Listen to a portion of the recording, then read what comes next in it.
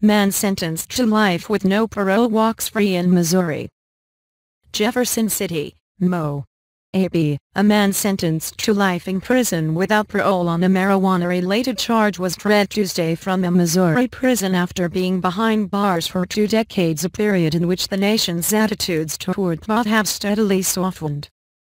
Family, friends, supporters and reporters flocked to meet Jeff Mizanski as he stepped out of the Jefferson City Correctional Center into a sunny morning, wearing a new pair of white tennis shoes and a shirt that read, "I'm Jeff and I'm free." "I spent a third of my life in prison," said Mizanski, now 62, who was greeted by his infant great-granddaughter. "It's a shame."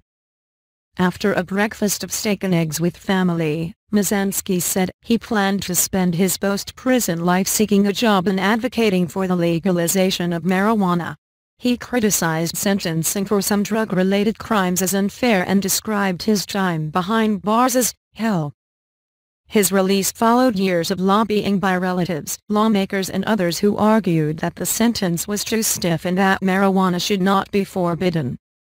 Mizanski was sentenced in 1996, the same year California became the first state to legalize marijuana for medical purposes.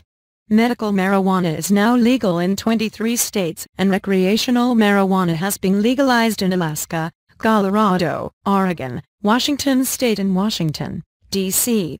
Police said he conspired to sell 6 pounds of marijuana to a dealer connected with Mexican drug cartels.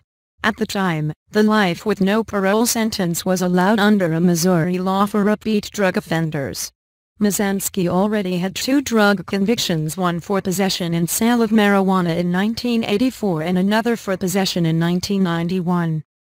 He was the only Missouri inmate serving such a sentence for a nonviolent marijuana-related offense when Democratic Governor Jay Nixon agreed in May to commute his sentence.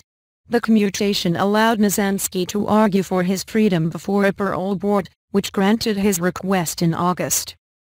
The governor cited Mizanski's nonviolent record, noting that none of his offenses involved selling drugs to children.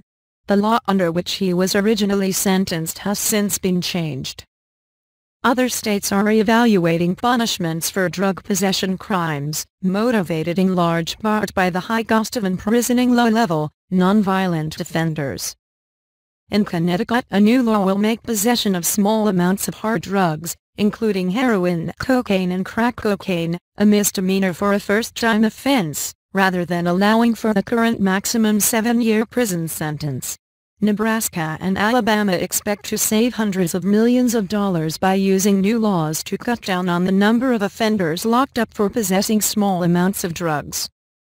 In Missouri, backers of 2 ballot initiatives to legalize pot have permission from the Secretary of State to begin collecting signatures to put the issue before voters in 2016.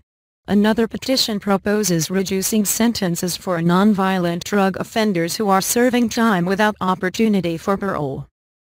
Mizanski said he will not smoke marijuana now he's free. He's on parole, after all.